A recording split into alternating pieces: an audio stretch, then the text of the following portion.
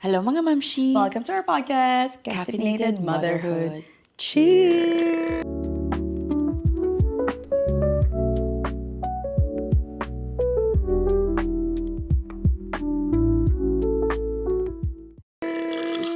Cheers! Today we have a special matcha flavor because we actually have a special guest all the way from Hawaii Hawaii. supplying us some lihing Yeah, ito, powder. cold foam. So, ang ganda nung kay Che actually. Yung sa akin parang wala lang. Sarap. Anyways, we have my friend here. Actually, he's one of my oldest friends na makikilala nyo ever. We've known each other. Actually, papuntahin na natin siya dito kasi Huwag na kwento natin. na lang namin, di ba? So, the one and only... Rep and rock! Mali. We have Paolo joining us today. Woo! Cheers! Starting ng October is with a guest since Oh, wala yeah. kaming guest last Happy month. 1st of October. Yes, this is Paolo. Hi, I'm Paolo Pangilinan. And me and AJ are friends since grade 1. Sa Pilipinas? Philippines. Yeah, 2002. Yeah. Fun fact, first kiss ko si Paolo. Ayan ba yun? Siya yun. Ay, lagi ko naganda. Siya yun, siya si Paolo. First kiss ko rin siya kasi we were rehearsing a dance. Ang tawag sa dance, kalapati dance. Oo, kalapati. Ano ba yung kalapati dance, Dove! In English, di mo tapos Chicken dance, ganon? Oo, tapos medyo Mali yung- baliw kaming sumayaw. So nagkasabay kami nag-kiss sa isang side. Tapos ayun na, nag-kiss kami. Tapos Grade 1. Tapos grade sabi ko, one. alam, parang, yum! hindi nangyari yung Wait lang, ito muna. Sabihin mo muna sa kanila kung bakit nandito si Pao. Anyways, nandito si topic. Pao because... Bakit ka ba nandito? Hindi ko yun alam. Yung topic nyo No, natin. this is our topic for today is we're just gonna talk about life before motherhood. And feeling ko magandang view siya na magkaroon ng friend over na non-parent, obviously, para makita natin yung mga maybe may questions sila and everything. And then also, ikwento lang din yung life ko. Specifically, actually, guys, this is about Yes. me. And I'm This gonna be your episode. Yeah, host. Che will be the host. So, ito yung life ko through a lens of a friend who've known me the longest, I think. Yes. So, that's why Paolo is here. Also, if I may add, I'm just very curious to like how motherhood works because, well, I'm a non-parent and I don't know how parenthood works. I have friends who have kids. Normally, what would happen is that in the friend group, they'll just, fade in the background because they already have kids. And I just really want to know, like, how it works and how we can best support them as their friends because really, I don't know. Yeah. See, Walang practice namin yung kagabi yung sinabi niyang yan. Ang galing namin mag-English. Ang galing niya may mag-English, diba? Kasi siya Hawaii, kasi may English sila siya. Anyways, grab your coffee, grab your tea. We're drinking matcha and let's go chatty chat. Let's go. Wow. Transition. Okay, ako na ang magiging host for you guys. So, unang tanong, paano mo nakilala si AJ? Paano kayo unang nag-meet? Ano talaga yun eh. We were just strolling around town and then may nakita kami yung pulubi. Tapos sabi niya, parang kailangan niya ng tulong. Hindi pa kayo magkaibigan nun? Ano ba? Ano ba talaga? Something about Pao is he's very, magaling joker. magkwento. No, me and AJ, we go all the way back kasi we met sa school. We were grade 1 sa St. Joseph Parish School. Insert photo. I don't know. But yeah, it was a Catholic church, Catholic school. And Catholic? I was there for the first grade and then medyo naghirap yung family. Pinadala ako sa public school. Nag-public school ka ba? Oo! Public school Ew. ako for, I know. Ew, what the I told fuck? myself, ew, but hello, honor student. Oo nga, honest. Honor student out of, Kahit hundreds pa. of employees. So yun, then we lost touch from grade 2 to grade 6 until I went back to the same school for high school. Yeah. First year. And that's how we reconnected. Pero hindi tayo magka-grade. Ay, magka-section, no? Hindi kami magka-section kasi yung sectioning kasi namin based sa yaman ng pamilya. Ay, pucha. Nandun siya sa section 1. Siyempre. Hindi kasi mayaman lang tignan kasi yung mami ko is teacher. May kapit. May kapit kami nun sa Ano, SJPS. ano yung first impression mo kay AJ nung time na una nakita mo siya? Oh, she's a shining star. Wow! Parang hindi ako makapaniwala. You wanna know why? She's a Bakit shining yun? star. Kasi talaga kumikinang yung noon niya nung high school talaga. Kumikinang-kinang naman. Ay, sorry. Tanda mo pa ba? Ako hindi ko natanda yung impression Hindi ko na maalala, ko pero sa'yo. all I remember is that we ended up in the same friend group. Right? Pero hindi nagkakalayo yung age nyo. Like parang, Hindi. ba't sabi mo ano siya? Magkaiba kami ng section. Section. Section lang, pero at the same age. Pero same okay. age group kami, same friends whatsoever. Yeah. So like, hanggang grade 1 till... Grade 1 lang kami maging classmates talaga. And then umalis siya ng school. And then bumalik siya ng high school. Tapos doon na uli nag-reconnect nung high school. Correct Yes, advice. yes. Yes. And then, until umalis ka na ng Pilipinas. Oo, naging ano na tayo. LDR. LDR LDR friends. na Because I was kami. there the night she left. Ang Tapos? asim niyo nung gabing yun. Wala na kasi akong damit. Wala na siyang Nakaimpake na lang. Nung time na yun ba, gusto mo talagang umalis? Or like, ano yung... Di ba kasi friends ka pa nun eh. Gusto mo talaga magstay sa friends. So, paano mo sinabi sa kanila nung time na yun na alis ka na? Actually, you know what? I think it was a plan na they've been talking about. We just didn't know it will happen so fast. I see. Kasi dapat aalis kami noon ng December. Correct. 2010. Kaso yung lolo ko is tinry naming umabot sa kanya dito kasi may sakit siya nun. So tinry naming umabot dito na buhay pa siya. Kaya na fast ang aming naging June Na, Yeah. Tapos pagdating namin dito, wala na tsugi na din naman yung lolo ko. So Tapos paano nyo na-keep up yung pagka-LDR nyo ng friendship nyo? I feel like it's hard. It's really hard. Actually, ako sobrang FOMO ako sa kanila nun. Kasi sila magkakasama pa sila eh. Kaya nagtatry akong hindi na mag-reach out as much. Tapos parang nagfo-focus ako mag-build ng life ko here. Dito. Oo. Parang ganun. Pero yung- feeling ko, connected ka pa rin. Connected sa ako in a way, pero hindi like laging, yeah, like, diba? Like, not always in the loop. Pero lagi mo pa rin siya kinakausap nun. Yeah. Bumibili pa ako I can remember I gave her a little teddy bear bago siya umalis. Oh, you saw that? Oh, I'm pretty sure she doesn't have it anymore. But, yeah. Basta ang dami namin send-off gifts sa kanya. meron pang CD. Yeah, may Si CD. Dale. Mga pinaburn. Pinaburn shit. CD. Nasa akin pa din yung CD na yun. Nasa yung teddy bear? Hindi ko na Wala yung teddy bear. Eto muna, curious ako. So, based on kasi sa mga nakwento sa akin, gusto ko marinig coming from a friend, paano si AJ sa mga lalaki before? Do we... I thought they weren't gonna discuss this. May tea? Paano? Wrong You person. guys are not ready. Well, baliw kasi to. Like, siya, she's a giver talaga. Like, she would give her all, her 100%. Bakit lahat pababa? Ay, sorry. Hindi, her all? Yun lang, she's a giver. So, tendency is people would take advantage of her. And I think that's what happened for the most part. So, lagi mo siyang talagang Hindi, pinagsasabihan sa parang- mga kung ano-ano mga ginagawa niya. Hindi kasi tinotolerate din namin yung kagaguhan namin talaga. yun. So we're that kind of friends. Okay, So yeah, parang yeah, kami, it's part of experience. Kasi we're young and we know nothing. So Sige, ganun go lang. lang, yeah, for experience. Like, akala namin it's just, like for fun. Lilipas lang. Lilipas din. Hindi lumipas. Hindi. Pero Besh, yung rebelde chuchu mo, nandun na din sila na. Oo. Ako naman. Di ba nung naalala Nung mo ba itong mag-inuman, gabing to? ganun. Oo, naalala mo itong Ala- gabing to? Wait, alam mo ba, first time kong mag-inom kasama ko to. Yeah. Siya pala ang ano. Tapos tumatakas ako ng bahay para mag-inom sila kasama ko. Bad na influence. yun ang dating AJ. Yeah, that was Hi, me. Avery, if you're watching in the future. Hindi si mama Your to si mami. I'm not that anymore. Si tito mo naman lagi nanonood ng podcast natin.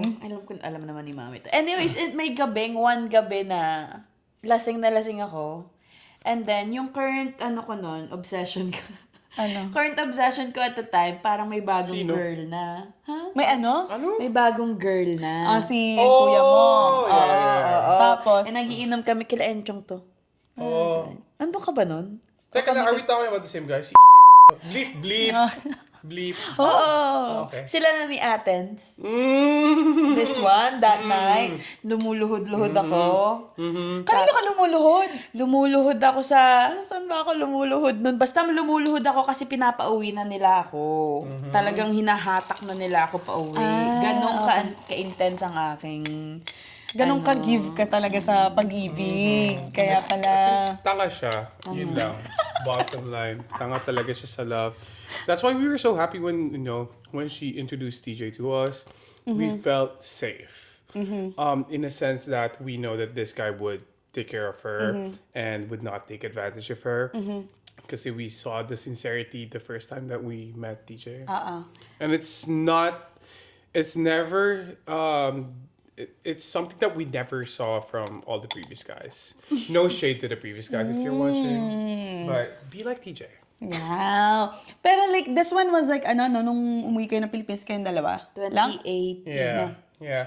Oh, I must say this, like, the type of relationship we have, the type of friendship we have, it's very low maintenance. You know that kind of friendship where Doon nagkikita you don't really need to talk every day. You don't need to see each other. You don't need to call, FaceTime each other every day, but you're still friends. Oo, may mga ganong friend talaga, no? Matter of fact, like, for how long we did not talk and we just keep up with, the stories. Pero the moment we saw each other, it feels like we have already Parang talked. ano lang. Parang Kasi tagal nyo na kasing magkakalala din. siguro it Yeah. plays a part. Bakit? And Nakakasamin. hindi kami iba sa isa't isa kasi we're actually related by blood. Oo, by blood. Paano? April, Joy, Golia, Yagas, Julian, Paulo, Golia, Paclin. May goal So niya. yung mothers third namin cousin. ay mga cousins sila. I don't know how far. Eh di Third magkakano cousin kayo? kami. Kasi ang magpinsan is yung mami niya and mami ko. So sa Pilipinas, yung tirahan nyo, magkakaano din? Hindi. Maliit lang yung baras. Maliit lang siya. Okay. Akala ko yung tipong magkakaano kayo. Hindi naman kami nasa squatter area. Hindi Magkakatabi ko naman lahat, eh. sinasabi yun. Grabe ka naman sa Ang amin. naiisip ko kasi yung ganong magkakapamilya dito. Nasa sa compound. same area. Compound. Okay. Hindi wala rin kami compound. Sisigawan. Eto, how did you see AJ change when she became a mom? Paano mo siya nakita now? Wow. Paano mo I matitis- wasn't really there, when all the faces happened, but looking from outside the window, I bet it was like a huge change because she's not like the typical AJ anymore. Paano? In what way? Paano Dude, mo? I got here the first time I asked her like, "Oh, do you want a drink?" She said, "Oh, I don't want to drink kasi hindi na raw siya umiinom." Like, wow, who the fuck are you? Like, it's just, all the simple things, like all the options, all the choices she makes now, it's really towards her family, her kid. So it's more of other people than her right now. That's what I noticed about her. Una. Yeah. And I think that's common with being a mother. Kasi diba, it's no longer about you. Yeah. So, dahil sa nakita mo yung changes niya, ano yung nakita mo na nai-inspire ka kay AJ? Yung nai-inspire ka kay AJ na nag-iba siya? Oh, like, it's just the way she... Kakainis yung parang may sasabihin siyang hindi maganda. Gago, hindi. Gago. Bleep. Hindi kasi parang every time I see her holding Avery or how she treats TJ and her family, diba? How she kept the house clean, how she kept the house tidy. It's really parang to me, oh shoot, like this is the actual being in a married life, being a parent, and which to me hasn't sunk yet because I just got married recently and fresh from marriage, diba parang we're still trying to figure out our ways and I don't have kids, so I don't know how it goes. So parang it's just such an inspiration that wow, like I want to be like this when I become a parent. Like she always say, "Oh, I love you, Avery. Like you don't know how much I love you." Like she would always say that, like, "Holy shit, I wish I." Kahit random. Oo, ang random talaga. Nag-uusap lang kami kunwari, "Oh, I love you, Avery." Like Sabi ko, ang drama nitong babaeng to. Kasi guys, magwawan na si Avery. So every time, parang ako yung, oh my God, anak, I love you so. Lagi ako napapaganon recently. Nakakaano. Hindi ako ganito everyday. Like, recently lang naging ano na parang, I love you, Avery. Ang laki na, no? Nag-emote ako lagi kasi magwawan na siya. Oh, besh, lahat na ng face na daanan mo. Nako. Ganyan nga. But, ganun talaga, pag lumalaki bata. So sad. But ikaw AJ with Pao. Now that ngayon na ilang years ba kayo hindi nagkita? Oh, yeah. 8 years. Almost a decade. Meron ka bang nakitang changes kay Pao na parang nag-iba or like nag-evolve or Just the good stuff. Just, ang ganda na ng puwet niya, ang ganda ng back niya, puro hindi. Parang pinaktisin. Hindi. Kasi, nag-move siya to Hawaii by himself, actually.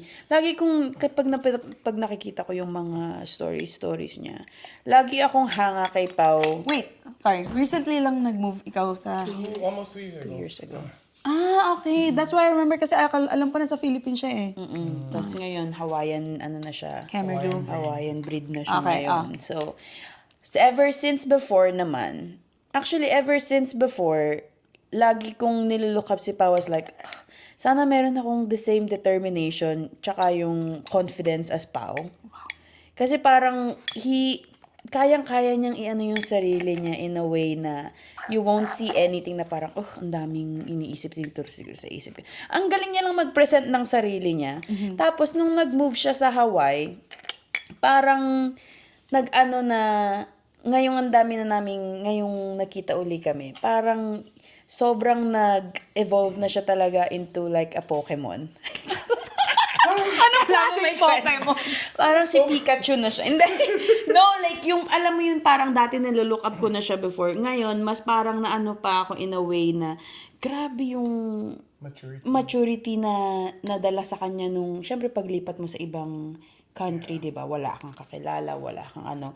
Lagi, sinabi ko din sa kanya na parang, kala ko nga sobrang settled ka na sa Hawaii kasi sobrang galing niya parang, alam mo yun, like, magaling siya makisama sa tao. He always find something about Pao na hindi nag-change, na just even better now is like, he just always find a way. Oh. Like, laging merong siyang paraan na ikukumpara ko sa sarili ko, like, parang mahina ang loob ko eh. 'Di ba? Na tao. Parang, siya, he's just so strong. Like, he's a friend na parang alam ko, pag panghihinaan ako ng loob, I can reach out to him kasi I know, bibigyan niya ako ng kahit konting strength na meron siya within. Kasi, I don't know, I just see him as that now. But the reason of Me flying to Hawaii. Sa Yes. pagmamahal.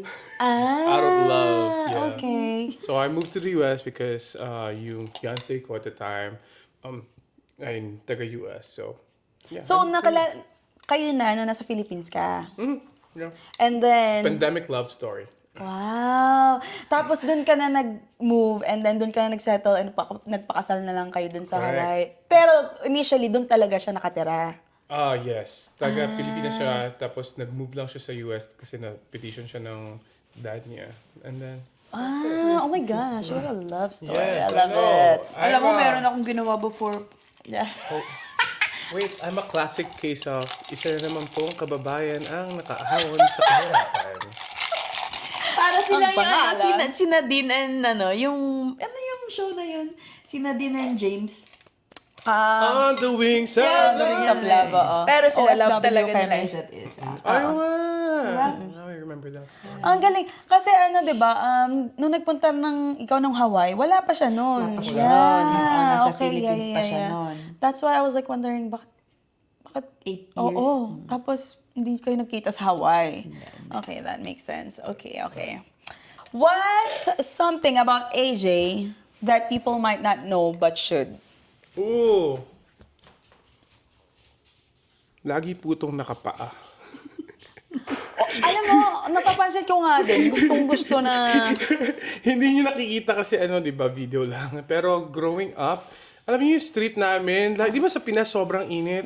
Lalabas yung nakapaalang siya, pupunta ng palengke nakapaalang siya. Seryoso? Dati yun. Ikaw mo naman everyday. something you need to know about AJ. Ayan, alam niyo that guys, didn't kung know. I bakit. like barefoot. Yeah. I like to ground myself. Yeah, it's her, feeling Mother Earth. Yes, exactly. Okay, next. How do you see AJ's next chapter unfolding?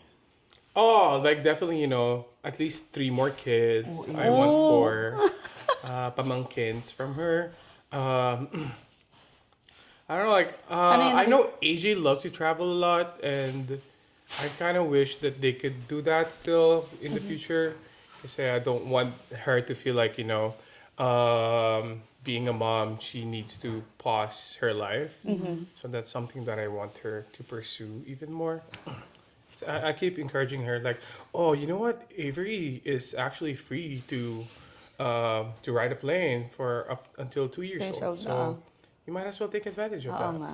Totoo. Totoo yun. We'll see, guys. Nakaka-stress kasi mag-travel. Nakaka-stress. Oh, kasama yun, Besh, sa ano, sa... Hindi, sabi ko isama niya yung parents niya pag nag-travel. Yun, isa pa yung hack. Tip. Life hack. Isasama mga grandma and grandpa. Kasi sila pa magbabayad. Hindi naman ganun. Eto, Shit, what? Tinokship ko sa Cut! tita, ito now. Nagpaparinig si AJ. Okay, eto. If you could thank AJ for one thing, what would it be? Thank her for one Yeah. thing. I would say, like, I would like to thank her for the connection and for the friendship. Di 2 things yun. Di Oh, marunong one mo. thing. Pupong kausap. Kainis. Hindi, for the friendship, really. Kasi, even though, like what I said, like, we never lost touch in terms of being friends. Pero, the communication kasi, talagang, although communication is not always there, pero the friendship is always there. Hindi yun nawala.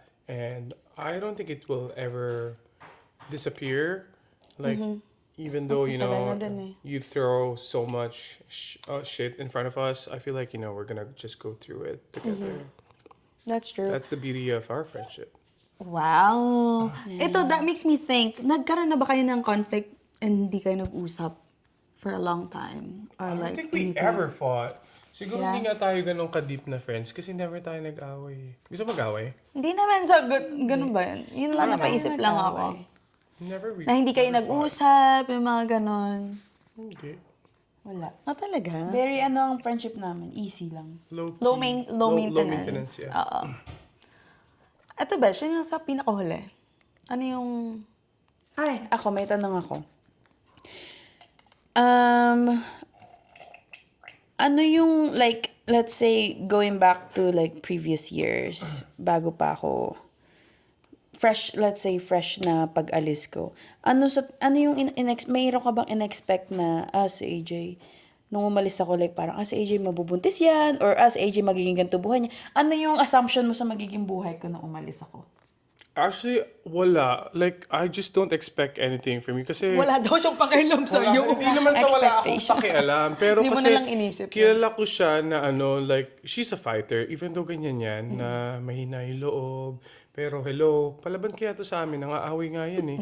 Sabi ko, baka ang worry ko lang sa kanya nun is, baka ma-discriminate lang siya when she moves to a different country. Kasi hindi siya kagalingan sa English talaga noon. Barok sa English to. Oo. Tapos Siraan pala to ng... Hindi kasi di ba may English class pero hindi ako kasi minsan hindi siya nakikinig talaga hindi sa ko in-expect class. kasi talaga nagkakailanganin ko yung English. Oo. Yun lang yung worry ko talaga. Siguro the biggest worry, like, oh my God, like, is she Paano na getting siya mag-i-English? discriminated?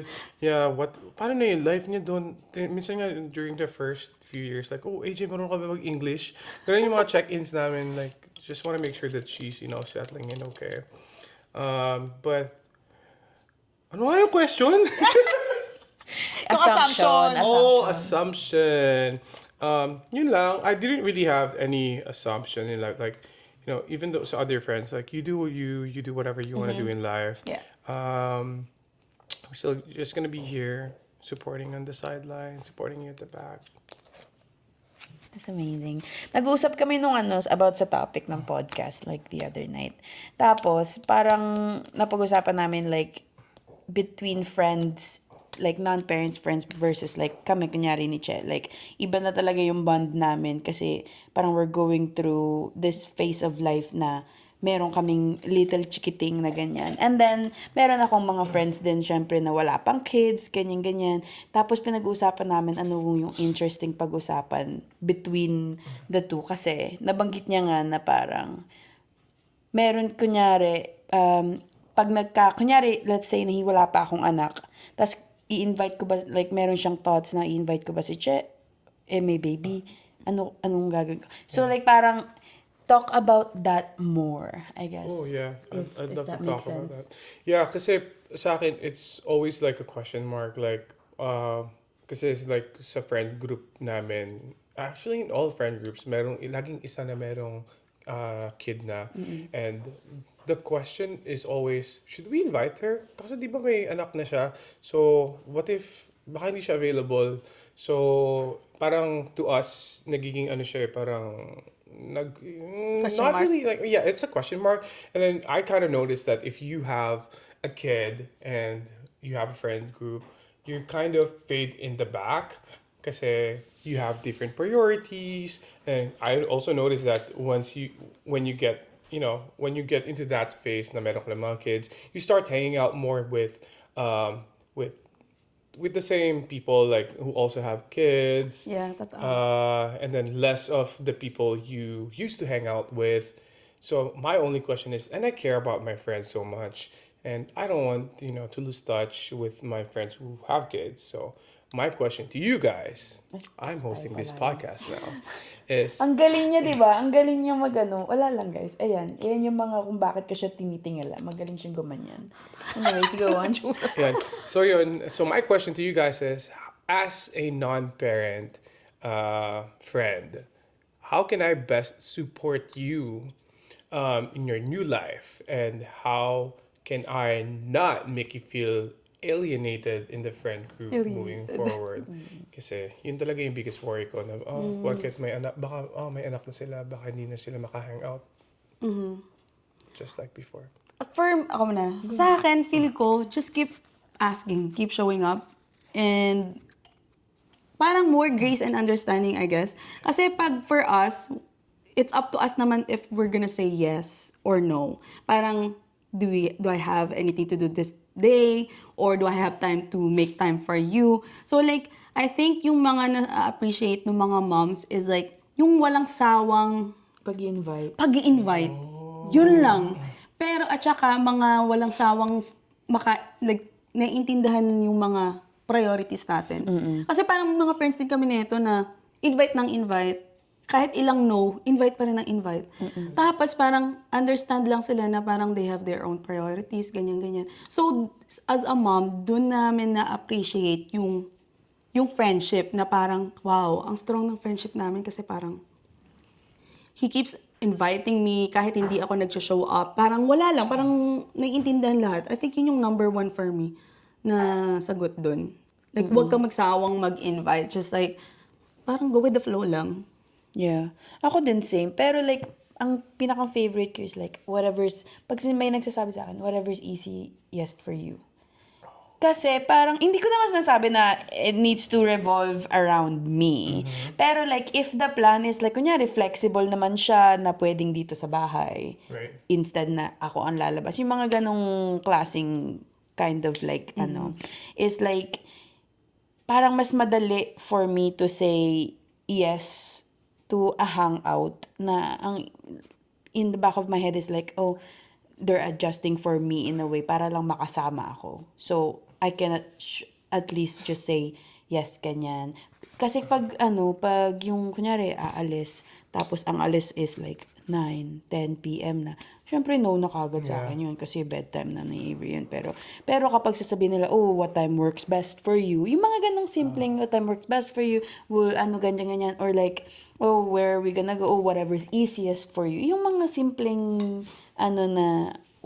how can I make this a little bit easier so that you can get out of the house or that so Yung that you effort, can yeah. see other people. Totoo For me, yun. yun. That's nice. Okay, so what I got from you guys, that one is give a little more grace, a little more consideration. Of course, they're trying to raise a kid. And number two is to keep showing up. I love that. Like to keep showing up. Like alam mo yun, like, even though you guys have different priorities, like you guys are still friends. And you show up to your friends. I love that.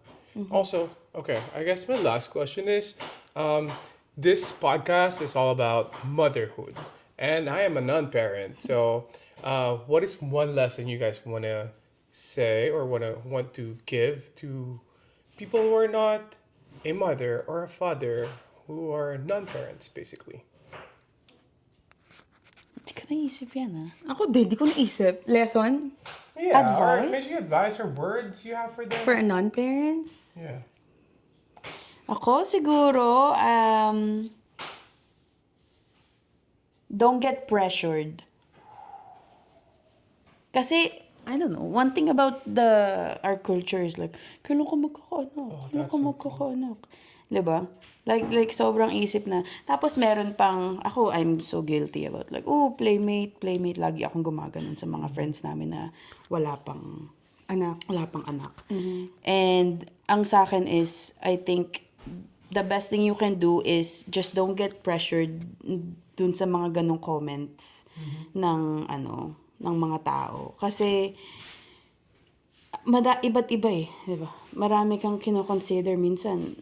It's by choice na ayaw mo talaga. Sometimes naman hindi ka talaga magkaroon. So, I think for the most part is wag mong isa puso ba, kumbaga, kapag may naririnig kang kailan ka magkakaanak.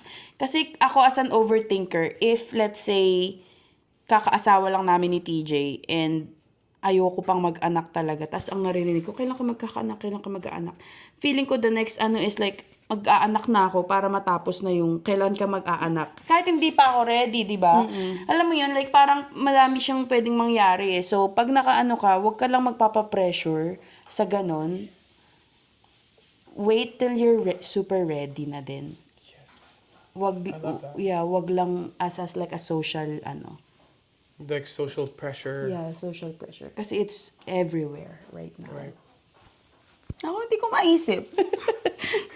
Parang pili ko ako naman, laging it comes up with, for non-parents, understand the new version of us. Parang ganun. I love that. Parang kasi ang daming nagbabago. Like minsan, aayain mo ng gantong, sabi mo nga, ng gantong oras. Tapos, syempre, pag hindi nila naiintindihan na ganun, iba na iisipin nyo na parang, ay, yung iba na to. Parang, may mga toxic kasi pag mga ganun na yun. Toxic kasi na Sino? parang, wala lang. Name Iniisip ko drop, lang. i-believe natin. Iniisip ko lang na parang, ay, hindi siya yung katulad ng dati. Huwag kayong ganun. Yung parang, huwag yung isipin na dahil lang hindi namin magawa yung ginagawa namin noon is like, hindi na kami yung friend nyo. Parang nag-iba kasi yung priorities ng mga moms. So like, syempre, dapat understand nyo din yun. And also, yun nga, yung katulad sabi ni AJ, na parang wag nga kayong ma-pressure sa mga kasi napaka-normal yun sa lalo sa mga Pilipino. That's true. Oo, di ba? Na pagka, halimbawa, yun nga, sabi mo kakakasal lang, kailan yung next? Lalo na, pag magwa-one or after one ng baby, kailan Sundan yung mo na. sunod? Yun, Sundan mo na kailan yung yung mga sunod, mga ganon. Pero I mean, okay lang naman, pero minsan nakakairita din. Pag ang daming nagsasabi ng ganun-ganun. Pero hindi naman may iwasan yun. Napaka-normal lang. It's just that, medyo, yung iba kasi parang nape-pressure na parang, katulad sa mga overthinker na moms, may mga ganun, may nagsasabi sa akin na parang, dapat na ba? Dapat na bang sundan? Dapat na bang, sabi ko, di naman, it's up to you. It's up to your timing. So, be careful lang sa mga sinasabi niyo sa mga moms. Oh, I love Yeah. that. Quiet the external noise and then Yeah. just focus on what you actually feel. Yeah. Oh, wow. We Let's didn't. cut that, and then that's going to be the teaser for this podcast. Yeah, it's true. It's so true. Nangangawayanan na tayo dito. I know. Well, yeah, this was so fun. Thank you Yes. guys. And Yes. now I'm hosting this podcast. Like I told you. But yeah, thank you for having me in this podcast. It was such a fun experience. This was my first ever podcast ever. But if I may plug, I'm gonna be launching my podcast soon. It's all gonna be about Hawaii. Yes, It's gonna be love. I about- love Hawaii. Oh my gosh. Yes, about being a Filipino in the U.S., moving from the Philippines to the U.S. It's all going to be about that transition. It's going to be with another friend of mine. And I can't wait to have you guys as guests to that podcast. Maybe in Hawaii with a tropical background. Please come visit. Thanks, Pao, for being here. Yes, And thank for you. sharing a little bit of my past. Your past, little bit of your past. the bad. The good and the baddie. So, you can see na talaga ang growth ko as a person. You don't see it. I feel like hindi mo nakikita yung growth mo as a person unless makakita ka ng someone from like, that would remind you of your yes. past to like now. Yeah, like, oh my God, like, I came a long way. Yeah, if anything, like, kasi nag-uusap kami last night din, na dun ko siya na-realize na parang, huli, damn. Like, Tagal. sobrang ano na pala ako ngayon, like, So, tanda mo na. I made good choices. Oh, I love that. I made bad choices. And because of the bad choices, now I'm living the of my good choices Yes. after. Yes. So, kung masyado kang pasaway ngayon, May there's pag- future. There's a future for you. Tularan si AJ. Tularan mo lang ako. Hindi na ako nagiinom. Actually, proud na proud ako. Hindi na ako nagiinom. Paano ko na pag-inom, besh? Ayoko lang. Hindi, I mean, like, nag-breastfeeding ka eh. Yeah. Gusto pa din. Ano pa din siya, like, parang, Sakto. hindi, May ayoko soju na. dyan. Gusto mo mag-soju mamaya? Did we buy? I don't think we bought. Joke lang. Joke lang. Anyways, guys, that is all for today's episode. We're gonna have another one of this episode na si Chet naman, another old friend na pwede natin Sino? i-bring. Feeling ko si Camille. Pinaka-LDL nga, yun yan. Yeah, dito yan. diba? So we'll bring Camille back. Maybe, I don't know, we'll discuss. Pero thank you for listening to this episode. Sana may natutunan kayo kahit konti about me Motherhood. and how my transition is and everything in between. So follow our social media, And Instagram, Spotify, YouTube, and OnlyFans. wala. Gusto nyo ba yung may pig sa akin? Anyways, ayoko nang isipin pa. Okay, bye guys! Bye!